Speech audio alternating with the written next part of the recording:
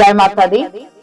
ओम नमो नारायण, ओम नमः शिवाय। आज हम माघ मास महात्म्य के दूसरे अध्याय का श्रवण करेंगे और भगवान शिव की, भगवान विष्णु की, भगवान श्री राम की विशेष कृपा का आनंद मानेंगे।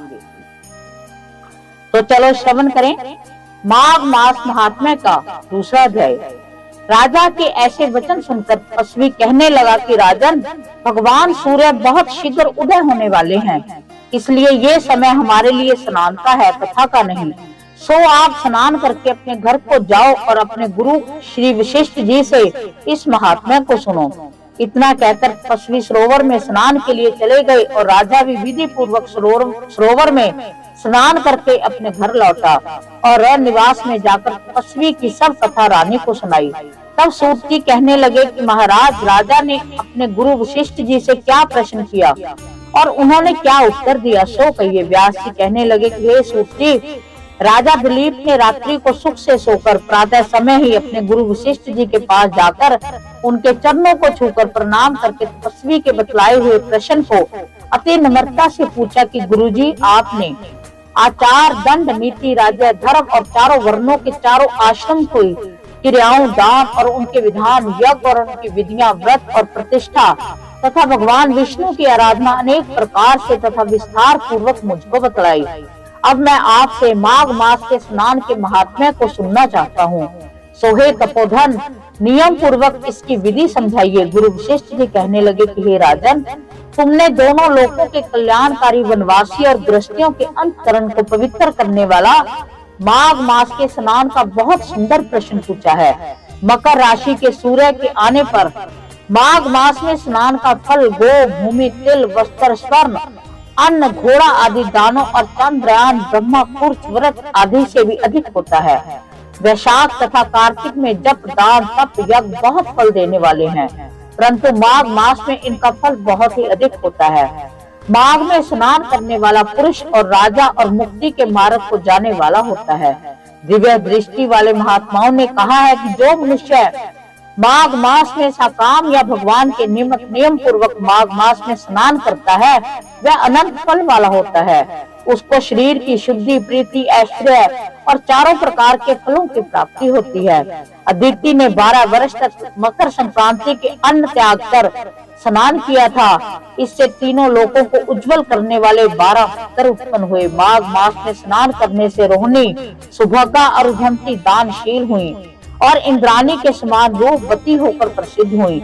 जो माघ मास में स्नान करते हैं तथा देवताओं के पूजन में तत्पर रहते हैं, उनको सुंदर स्थान, हाथी और घोड़ों की सवारी तथा दान को द्रव्य प्राप्त होता है और अतिथियों से उनका घर भरा रहता है और उनके घर में सदा वेद ध्वनि होती रहती है। वह मनुष्य धन्य है जो माघ मास में स्नान करते हैं, दान देते हैं और व्रत और नियमों का पालन करते हैं और दूसरे पुण्यों के क्षीण होने से मनुष्य स्वर्ग से वापस आ जाता है। परंतु जो मनुष्य माघ मास में स्नान करता है, वह कभी स्वर्ग में वापस नहीं आता। इससे बढ़कर कोई नियम, तप, दान, पवित्र और पाप नाशक नहीं है।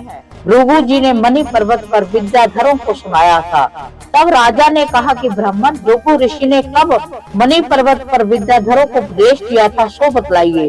तब ऋषि जी कहने लगे कि राजन, एक समय 12 वर्ष तक वर्षा न होने के कारण, सब प्रजा क्षीण होने के कारण संसार में बड़ी उद्विग्नता फैल गई। हिमाचल और विंध्याचल पर्वत के मध्य का देश निर्जन होने के कारण श्राद्ध, तप और स्वाध्याय सब कुछ छूट गए। सारा लोक विपत्तियों में फंसकर प्रजाहीन हो गया।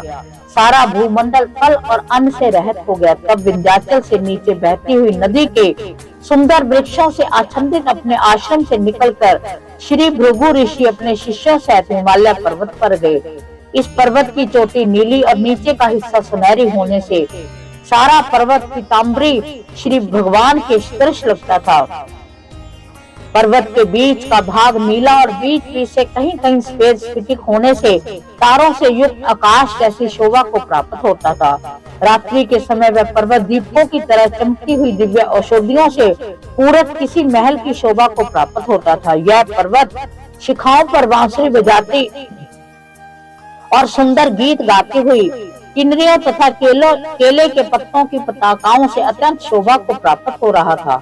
यह पर्वत नीलम, पन्ना, पुखराज तथा इसकी चोटी से निकलती हुई रंग बिरंगी किरणों से इंद्रधनुष के समान प्रतीत होता था। स्वर्ण आदि सब धातुओं से तथा चमकते हुए रत्नों से चारों ओर फैली हुई अग्नि की ज्वाला के समान शोभायान था। इसकी कंधराओं में काम पीड़ित विद्याधरी अपने पतियों के साथ आकर रमन करती थी, और गुफाओं में ऐसे ऋषि मुनि जिन्होंने संसार के सब क्लेशों को जीत लिया था, रात दिन ब्रह्मा का ध्यान करते थे और कई एक हाथ से रुद्राक्ष की माला लिए हुए शिव की आराधना में लगे थे। पर्वत के नीचे भागों में जंगली हाथी और बच्चों के साथ खेल रहे थे तथा कस्तूरी वाले रंग बिरंगे मृगों के झुंड इधर उधर भाग रहे थे। वह पर्वत सदा राज हंस तथा मोरों से भरा रहता है, इसी कारण इसको हेम कुंड कहते हैं। यहाँ पर सदैव ही देवता, ग्रह और अप्सरा निवास करते हैं। इस प्रकार हमने माघ मास के महात्म्य के दूसरे अध्याय को श्रवण किया। हम भगवान शिव से, माँ जगदम्बा से, भगवान विष्णु से प्रार्थना करते हैं कि हमने जो भी पाठ किया है, अगर इस पाठ में कोई गलती हो गई है तो वो हमें क्षमा करें, अपनी विशेष कृपा हम पर बनाए रखे।